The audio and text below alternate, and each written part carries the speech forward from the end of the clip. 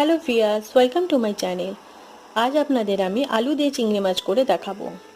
এর জন্য আমি এখানে 200 গ্রাম মতো চিংড়ি মাছ নিয়েছি। চিংড়ি মাছগুলোকে ভালো করে ধুয়ে পরিষ্কার করে লবণ হলুদ মাখিয়ে রেখেছি। একটা বড় সাইজ টমেটো কুচি, দুটো মাঝারি সাইজ আলুগুলোকে আমি ডুমো ডুমো করে কেটে নিয়েছি। একটা বড় সাইজ পেঁয়াজ কুচি, 4টে কাঁচা লঙ্কা মাঝখান থেকে আমি চিড়ে নিয়েছি, 1.5 টেবিল স্পুন আদা রসুন বাটা, আর লাগছে 1 টিস্পুন জিরে, 1 টিস্পুন ধনে, ফোড়নের জন্য দুটো এলাচ, দুটো লবঙ্গ, একটা দারচিনি আর একটা তেজপাতা, আর হাফ টিস্পুন থেকে একটু কম গরম মশলা, 1 টিস্পুন হলুদ, পরিমাণ মতো লবণ। রান্নাটা আমি সর্ষের তেল দিয়ে করব। এখানে 2 টেবিল স্পুন তেল নিয়েছি, তেলটা গরম হয়ে গেছে। এবার এর মধ্যে আমি চিংড়ি মাছ ছেড়ে দেবো। চিংড়ি মাছগুলো একটু লাল করে ভেজে তুলে নিতে হবে। বেশি ভাজার দরকার নেই, বেশি ভাজলে চিংড়ি মাছ শক্ত হয়ে যায় এবং সেটা খেতে ভালো লাগে না।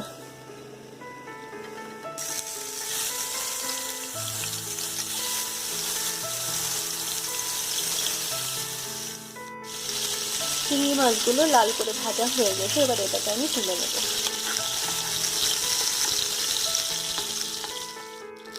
এবার এর মধ্যে আমি আলুগুলো দেব। আলুগুলোকেও লাল লাল করে ভেজে নেব।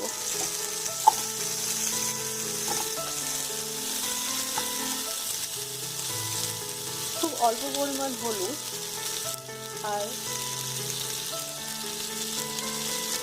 লবণ দিয়ে এটাকে ভাজবো। আলুগুলো লাল হয়ে ভেজে গেছে, এবার এগুলো আমি তুলে নেব।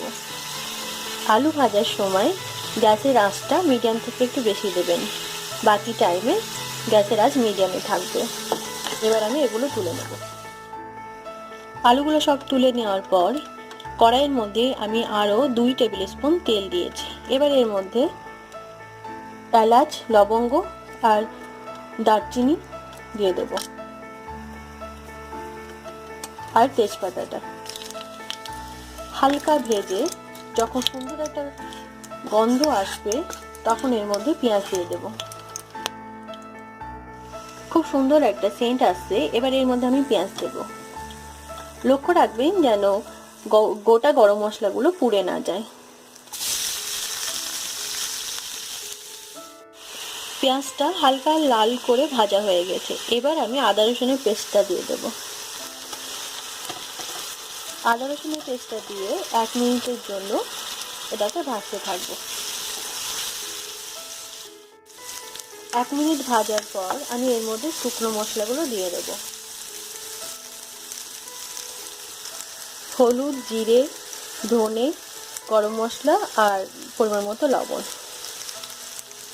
এবার এটাকে একটু নাড়িয়ে আমি টমেটোগুলো দেব।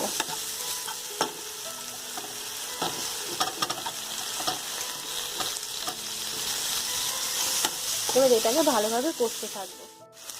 মশলাগুলোকে 2 মিনিট কষার পর আমি ভাজা আলু আর চিংড়িটা দিয়ে দেব।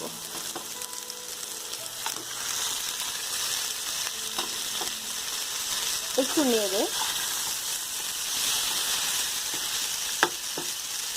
কাঁচা লঙ্কা দিয়ে দেব। এবার আমি 1 মিনিট একটু কষতে থাকবো। খুব হালকা হাতে 1 মিনিট কষে আমি এর মধ্যে পানি দেব। আপনারা অবশ্যই চিংড়ি মাছটা কষার সময় খেয়াল রাখবেন যেন চিংড়ি মাছগুলো ভেঙে না যায়।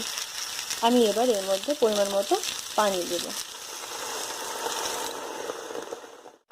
পরিমাণ মতো পানি দিয়ে আমি এটাকে ঢেকে রেখে দেবো। আঁচটা মিডিয়াম থেকে একটু বেশি রাখবেন।